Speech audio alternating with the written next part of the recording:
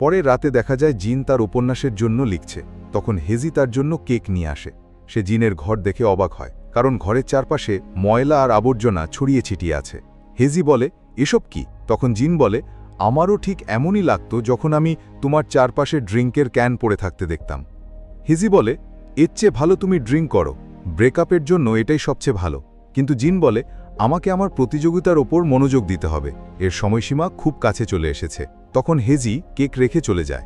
পরের দিন কলেজে দেখা যায় মিনজু খুব খুশি, কারণ 3 দিন পর সে ইউনজের সঙ্গে আমেরিকায় যাচ্ছিল। তার কাছে এটা স্বপ্নের মতো মনে হচ্ছিল যে সেই ইউনজের সঙ্গে একই বিশ্ববিদ্যালয়ে পড়তে যাচ্ছে। সেই ইউনজেকে বলে, আমি আমার বাড়িওয়ালাকে বলে দিয়েছি যে আমি চলে যাচ্ছি। তারপর তাকে ডিনারে একসঙ্গে যাওয়ার জন্য বলে, কিন্তু ইউনজে মানা করে বলে, দুঃখিত, আমার অন্য কিছু কাজ আছে, আমি যেতে পারবো না। মিনজু জিজ্ঞাসা করে, কার সঙ্গে? এখন এটাও বলো না যে জিনের সঙ্গে। ইউনজে বলে, না, আমি আমার পরিবারের সঙ্গে ব্যস্ত, যাওয়ার আগে আমি তাদের সঙ্গে সময় কাটাতে চাই। এরপর ইউনজে বাড়ি গিয়ে তার জিনিসপত্র গোছাতে শুরু করে। তখন তার আর জিনের একটি ছবি তার চোখে পড়ে। সে ছবিটির দিকে তাকিয়ে থাকে। ঠিক তখনই তার বাবা এসে তাকে খেতে ডাকেন। বাইরে গিয়ে দেখে টেবিল খাবারে ভরা। তার মা তার ওপর রেগেছিলেন, কিন্তু তবুও তার পছন্দের সব খাবার তৈরি করেছিলেন। খাওয়ার আগে সব সময়ের মতো তার বাবা প্রার্থনা করেন। তিনি তার ছেলের ভবিষ্যৎ এবং ভালো পড়াশোনার জন্য শুভকামনা করেন। খাওয়ার পর ইউনা তার বাবাকে ইশারা করে বাইরে যাওয়ার জন্য, কিন্তু তার বাবা বুঝতে পারছিলেন না। তাই ইউনা তাকে হাত ধরে বাইরে নিয়ে যায়, যাতে ইউনজে এবং তার মা একা কথা বলতে পারেন। ইউনজে তার মায়ের কাছে যায় এবং তাদের সাহায্য করতে চায়, কিন্তু মা মানা করেন।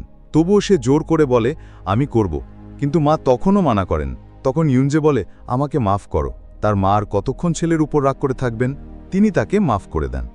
পরে ইউনজে একটি ক্যাফেতে যায় এবং হেমি এবং মিনুকের সঙ্গে তার আমেরিকায় যাওয়ার কথা বলে। হেমি বলে, আমি জানতাম না তুমি এত স্মার্ট। ঠিক আছে, তুমি যাচ্ছ, তাই ভালোভাবে যাও। তারপর তাকে কিছু টাকা দিতে চায়। ইউনজে মানা করে বলে, আমি তো পার্ট টাইম কাজ করি, এই টাকা দেওয়ার কি মানে? হেমি বলে, আমি বস, তাই আমার কথাই চলবে। তারপর তাকে এতদিন এখানে কাজ করার জন্য ধন্যবাদ দেয়। ইউনজে মিনুকের কাছে একটি হেল্প চায়। এদিকে জিনকে দেখা যায় সে এখনও তার উপন্যাস নিয়ে কাজ করছে। তখন মিনুকের কাছ থেকে একটি মেসেজ আসে যে, তুমি আমার কাপড় কবে ফেরত দেবে, যেগুলো তুমি সেদিন ক্লাবের জন্য নিয়েছিলে? জিন তাকে কাপড় ফেরত দেওয়ার জন্য মাঠে দেখা করতে বলে, কিন্তু জিন যখন সেখানে যায় তখন মিনুকের বদলে ইউনজে এসে হাজির, কারণ সে যাওয়ার আগে জিনের সঙ্গে শেষবারের মতো দেখা করতে চেয়েছিল। এটাই ছিল তার মিনুকের কাছে সেই চাওয়া উপকার। ইউনজে বলে, আমি আমেরিকায় যাওয়ার আগে তোমার সঙ্গে কিছু কথা বলতে চাই। জিন অবাক হয়ে বলে, তুমি আমেরিকায় যাচ্ছ? ইউনজে বলে, হ্যাঁ। এটা শুনে জিন খুশি হয়ে বলে, এটা তো ভালো খবর, তুমি কবে যাচ্ছ? ইউনজে বলে, কাল। এটা শুনে জিনের একটু খারাপ লাগে যে সে এত তাড়াতাড়ি চলে যাচ্ছে, তবুও সে বলে, এটা ভালো। সে ইউনজেকে অভিনন্দন জানায়। তখন ইউনজে জিজ্ঞাসা করে, তুমি কেমন আছো? জিন বলে, আমি আমার প্রতিযোগিতার জন্য প্রস্তুতি নিচ্ছি, ভালো খাচ্ছি, পান করছি এবং মজা করে ঘুমাচ্ছি। তারপর ইউনজেকে বলে, তুমি যখন ওখানে যাবে তখন নিজের খেয়াল রেখো, ভালো করে খেও এবং ভালো করে পড়াশোনা করো। এখন জিন আবেগপ্রবণ হয়ে পড়ছিল, তাই বলে, আমার কিছু জরুরি কাজ মনে পড়েছে, আমার যেতে হবে। ইউনজেকে বিদায় জানিয়ে চলে যাওয়ার জন্য তৈরি হয়, কিন্তু ইউনজে তাকে ডেকে থামায়। তারপর সেই দিনের কথা বলে যখন সে ইউরির বাড়ি থেকে বেরিয়েছিল। বলে, সেই দিন আমি খুব মাতাল ছিলাম এবং তোমার সঙ্গে দেখা করতে এসেছিলাম, কিন্তু তোমার বাড়ির সামনে অজ্ঞান হয়ে গেছিলাম। আমি কসম খেয়ে বলছি, আমি সেখানে প্রথমবারই গেছিলাম। আমি জানি তুমি চাও না আমি তোমাকে বোঝাই, কিন্তু আমি তোমাকে বোঝাতে চাই। তুমি কি সত্যিই চাও আমি এখান থেকে চলে যাই? ইউনজে চাইছিল জিন তাকে শুধু একবার থাকতে বলুক, তাহলে সে থেকে যাবে। জিনেরও মনের মধ্যে এটাই ছিল, কিন্তু সে ইউনজের জীবন নষ্ট করতে চায়নি, তাই নিজের আবেগ নিয়ন্ত্রণ করে চুপচাপ সেখান থেকে চলে যায়। পরের দিন মিনজু জিনকে বাইরে ডাকে, বলে, আমি তোমাকে বিদায় জানাতে চাই। আমি আজ রাতের ফ্লাইটে ইউনজের সঙ্গে আমেরিকায় যাচ্ছি, তাই তুমি তার চিন্তা করো না। তারপর বলে, তুমিও নিজের খেয়াল রেখো। জিন বলে, ঠিক আছে, ভালোভাবে যাও। তারপর দরজা বন্ধ করে ভিতরে চলে আসে, কিন্তু মিনজু আবার দরজায় টোকা দেয়। জিন বলে, এখন আবার কি হলো? তখন মিনজু তাকে ফ্লাইটের সময় আর এয়ারপোর্টের নাম বলে নিজের বাড়ি চলে যায়। তার মানে সে চাইছিল জিন যাওয়ার আগে শেষবারের মতো ইউনজের সঙ্গে দেখা করে নিক। রাতে দেখা যায় ইউনজে তার পরিবারকে বিদায় জানিয়ে এয়ারপোর্টের জন্য রওনা দেয়, আর জিন তখন তার উপন্যাসের জন্য লিখছিল। তখন ইউরির ফোন আসে। ইউরি বলে, তুমি কি তোমার কাজ জমা দিয়েছ? সময়সীমা শেষ হতে মাত্র 1 ঘন্টা বাকি। জিন বলে, আমি এখনো লিখছি। ইউরি রেগে যায়, এত কম সময় বাকি আর তুমি এখনো লিখছ? তুমি কি লিখেছ বলো? জিন তার ল্যাপটপে স্ক্রিন দেখে, দেখে পুরো পৃষ্ঠা এয়ারপোর্টের নাম আর সময় দিয়ে ভরা। এটা দেখে তার মনে পড়ে সে আর তাড়াতাড়ি কাজ ফেলে এয়ারপোর্টের দিকে রওনা দেয়। সেখানে মিঞ্জু আর ইউনজে ফ্লাইটের জন্য অপেক্ষা করছিল। মিঞ্জু জিনের জন্য অপেক্ষা করছিল, ভাবছিল সে এখনও কেন আসেনি। তাদের ফ্লাইটের সময় হয়ে যাচ্ছিল, তাই তারা চলে যাওয়ার জন্য তৈরি হচ্ছিল। কিন্তু ঠিক তখনই জিন এয়ারপোর্টে পৌঁছে যায়, কিন্তু সে তাদের ডাকে না, দূর থেকে ইউনজেকে বিদায় জানায়। এরপর তারা দুজনে চলে যায়। পরে হেজিকে দেখা যায় সে একটি পার্সেল আনিয়েছিল, তাতে একটি টেডি বিয়ারের পোশাক ছিল, কারণ পরের দিন ইয়ংশুর পরীক্ষা। সেই ইয়ংশুর সঙ্গে সরাসরি দেখা করতে পারত না, তাই এই পোশাক পরে তার পরীক্ষার কেন্দ্রের বাইরে চলে যায়। সেখানে বেরিয়ে আসা সব ছাত্রদের ড্রিঙ্ক দেয়, কিন্তু যখন ইয়ংশু বেরিয়ে আসে তাকে পুরো ব্যাগটাই দিয়ে দেয়, তাকে জড়িয়ে ধরে শুভকামনা জানায়। কিন্তু যখন চলে যাওয়ার জন্য তৈরি হয় তখন পোশাকের কারণে তার ব্যাগ দেখতে পায় না। তখন ইয়ংশু তার টুপি খুলে ফেলে, তাকে দেখে বলে, তুমি এখানে কি করছো? তুমি তো 1 নম্বরের পাগল। তখন হেজি তার পরীক্ষার কথা জিজ্ঞাসা করে, কেমন হলো? ইয়ংশু বলে, তুমি কি করে জানলে আমি এখানে আছি? হেজি বলে, সেই রেস্টুরেন্টের মালিক আমার খুব ভালো বন্ধু, তার কাছ থেকে জেনেছি। তারপর সে তার জিনিসপত্র নিয়ে চলে যাওয়ার জন্য তৈরি হয়, কিন্তু ইয়ংশু তাকে দুপুরের খাবারের জন্য ডাকে, বলে আমার খুব খিদে পেয়েছে। তখন হেজি পাগলের মতো নাচতে শুরু করে। তার এইসব কাণ্ড দেখে ইয়ংশু জোরে জোরে হাসতে থাকে। হিমি কাছ থেকে তাদের দেখছিল, সে অবাক হয়, কারণ সে এর আগে কখনো ইয়ংশুকে এভাবে হাসতে দেখেনি। সে নিজেও ইয়ংশুর সঙ্গে দেখা করতে এসেছিল, কিন্তু তাদের একসঙ্গে দেখে চলে যায়। পরে জিন আর হেজির মা বাবাকে দেখা যায়। তাদের 30তম বিবাহ বার্ষিকী ছিল, তাই তারা সবাই মিলে উদযাপন করছিল। জিন তার মাকে একটি উপহার দেয়। তখন তার বাবা হেজিকে বলেন, তোমার উপহার কোথায়? হেজি বলে, আমার বয়স 33 বছর, কিন্তু আপনাদের বিয়ে হয়েছে 30 বছর, এটা কিভাবে সম্ভব? তার বাবা বলেন, তোমার মা বিয়ে করতে চাননি, এমনকি তুমি হওয়ার পরও তিনি খুব দ্বিধায় ছিলেন যে তার সঙ্গে কি হবে যদি সে হঠাৎ ছেলে হয়ে যায়। কিন্তু জিন তার মায়ের অনুভূতি ভালোভাবে বুঝতে পেরেছিল। তখন তার মা তার বাবাকে বলেন, তোমার সঙ্গে থাকতেও আমার খুব ভালো লাগে, এটা আমার জীবনের সবচেয়ে সঠিক নির্ণয়। এর ফলে আমি আমার ছেলে মেয়েদের পেয়েছি। তারপর হেজির দিকে তাকিয়ে বলেন, তোমার কাছে কি কোনো ভালো খবর আছে? তুমি তো খুব উজ্জ্বল দেখাচ্ছ। জিন তখনই বলে ওঠে, হ্যাঁ, তার কারো উপর ক্র্যাশ আছে। এটা শুনে তারা অবাক হয়ে বলেন, সত্যি? সে কে? হেজি বলে, আপনারা তাকে চেনেন, আমার হাই স্কুলের সহপাঠী ইয়ংশু, তবে আমরা এখনও ডেট করছি না, বাকি সব পরে বলবো। তারপর তারা জিনকে জিজ্ঞাসা করে, তোমার সব কেমন চলছে? তোমার নানি আমাদের বলেছিলেন তোমার বয়ফ্রেন্ড খুব ভালো, তার সঙ্গে সব কেমন চলছে? জিন বলে, আমাদের ব্রেকআপ হয়ে গেছে, কাশ আমাদেরও আপনাদের মতো সুখী সমাপ্তি হতো, কিন্তু আমি আমাদের দুজনের জন্য সেটাই বেছে নিয়েছি যা আমাদের দুজনের জন্য ভালো। তার মা বলেন, আমার মেয়ে সত্যি বড় হয়ে গেছে, তাই আমাকে আমার ছেলে মেয়েদের জন্য চিন্তা করতে হবে না।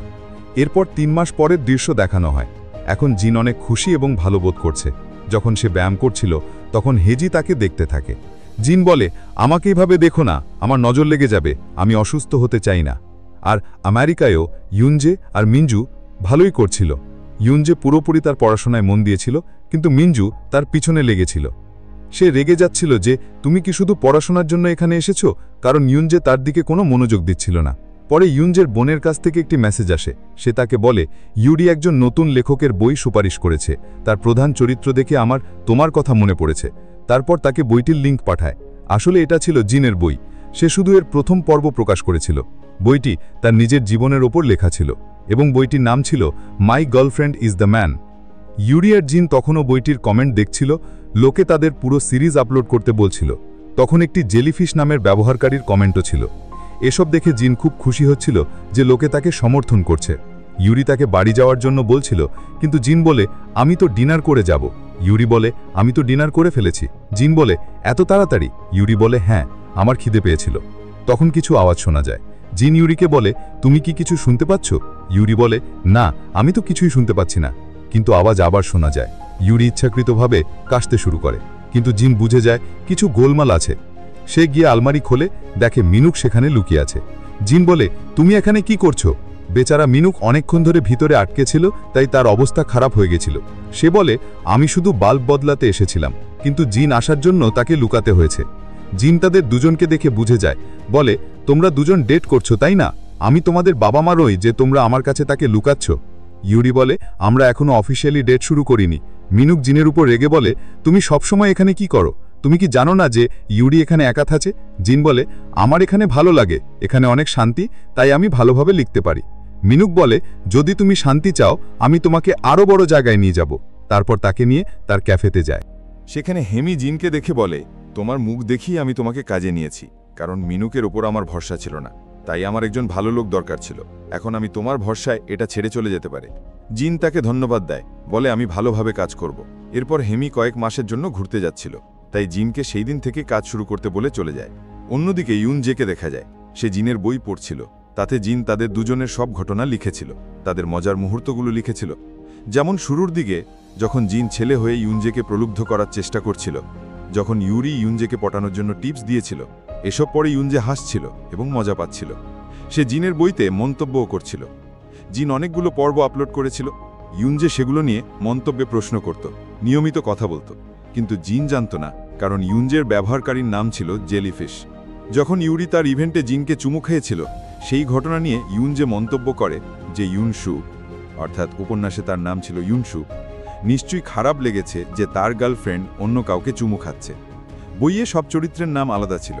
জিন বলে, আমি লেখক, তাই আমি জানি কি সঠিক ছিল। এভাবে ইউনজে প্রতিদিন জিনের উপন্যাস পড়ত এবং দূরে থেকেও তার কাছাকাছি ছিল। ইয়ংশু তার পরীক্ষায় উত্তীর্ণ হয়েছিল এবং এখন সে একজন সিভিল সার্ভেন্ট হয়ে গেছে। সে তার চুল কেটে ফেলেছিল। হেজি কাজের অজুহাতে তার সঙ্গে দেখা করতে আসত। তারা দুজন একে অপরকে ডেট করছিল। মিনুক এবং ইউরিও একসঙ্গে ছিল। তখন মিনুক ইউরিকে জিজ্ঞাসা করে, তোমার কি কোনো স্বপ্ন আছে যে কেউ তোমাকে কিভাবে প্রস্তাব দেবে? ইউরি বলে, হ্যাঁ আছে, চারপাশে অন্ধকার থাকবে, আর আমি যখন অ্যামিউজমেন্ট পার্কে ঢুকব তখন আলো জ্বলে উঠবে। তখন প্রধান চরিত্র আমার সামনে দাঁড়িয়ে থাকবে এবং তার অনুভূতি প্রকাশ করবে। কিন্তু অ্যামিউজমেন্ট পার্কের কথা শুনে মিনুক একটু মন খারাপ করে, ভাবে আমি তো এত কিছু করতে পারবো না। ভাবে বৃথাই জিজ্ঞাসা করলাম। ইউনজেকে দেখা যায়, সে নতুন পর্বের জন্য অপেক্ষা করছিল। তখন যে পর্বটি আসে তাতে সেই গল্প চলছিল যে শেষবার সে জিনকে মাঠে দেখা করতে গিয়েছিল। সে পেছন থেকে তাকে ডাকছিল, কিন্তু জিন থামেনি এবং চলে গিয়েছিল। কিন্তু বইয়ে লেখা ছিল যে সে তার কাছে গিয়েছিল এবং তাকে জড়িয়ে ধরেছিল। এটা পড়ে ইউনজে বুঝতে পারে যে সেদিন জিন হয়তো থামেনি, কিন্তু সে তাকে থামাতে চেয়েছিল এবং জড়িয়ে ধরতে চেয়েছিল, কিন্তু পারেনি। এই উপলব্ধি হবার পর সে তার প্রফেসরের সঙ্গে দেখা করে এবং বলে আমি ফিরে যেতে চাই, অর্থাৎ সে তার পড়াশোনা অর্ধেকে ছেড়ে দিচ্ছিল। প্রফেসর তাকে পছন্দ করতেন, তাই বেশি কিছু বলেন না, কিন্তু তাকে একটি কাগজ লিখে দেন। তাতে লেখা ছিল, আমি ইউনজের প্রতি খুব হতাশ, কিন্তু সে আমাকে ভালোবাসা এবং মহাবিশ্বের অর্থ বুঝিয়েছে, তাই আমি চাই সে যেখানেই থাকুক খুশি থাকুক। তার মহাবিশ্ব এখানে নয় যেখানে তুমি আছো। ইউনজে বুঝতে পারে যে ইউনজে তার ভালোবাসার জন্য ফিরে এসেছে। জিনের কিছুই বোঝার উপায় ছিল না যে এসব কিভাবে হলো। ইউনজে তাকে তার সঙ্গে তারা দেখতে নিয়ে যায়, কিন্তু তখনও জিনের মনে হচ্ছিল এটা স্বপ্ন। তার বিশ্বাসই হচ্ছিল না যে ইউনজে তার সঙ্গে আছে। সে রাগও করছিল যে তুমি কেন ফিরে এলে, কিন্তু খুশিও ছিল। তখন তার মিনজুর কথা মনে পড়ে। সে জিজ্ঞাসা করে, মিনজু কেমন আছে? তখন দেখানো হয় মিনজু তাকে এয়ারপোর্ট থেকে বিদায় দেওয়ার সময় একটা চিঠি দিয়েছিল। বলেছিল, তোমার গার্লফ্রেন্ডকে দিয়ে দিও। তার খারাপ লাগছিল যে তাদের মধ্যে যা কিছু ছিল তা এখানেই শেষ হয়ে যাবে, কিন্তু বলে, তুমি যদি আবার এখানে ফিরে আসো আমি তোমাকে আর যেতে দেব না। তারপর তাকে জড়িয়ে ধরে বিদায় জানায়। চিঠিতে মিনজু লিখেছিল, আমার ইউনজের সঙ্গে জিন ভালো লাগে না, কিন্তু যখন তারা দুজন দূরে ছিল তখন আমার আরও খারাপ লেগেছিল, তাই আমি তাকে তোমার কাছে ফিরিয়ে দিচ্ছি। ইউনজে বলে, সে আমাকে তোমার কাছে ফিরিয়ে দিয়েছে, কিন্তু মায়ের যদি জানা যায় যে আমি ফিরে এসেছি তাহলে সে আমাকে আবার তার কাছে পাঠিয়ে দেবে। তাই সে মিনজুর অ্যাপার্টমেন্টের কথা জিজ্ঞাসা করে, যেখানে মিনজু থাকত। বলে, সেখানে কেউ থাকে, কিন্তু আমার কাছে দেবার মতো টাকা নেই।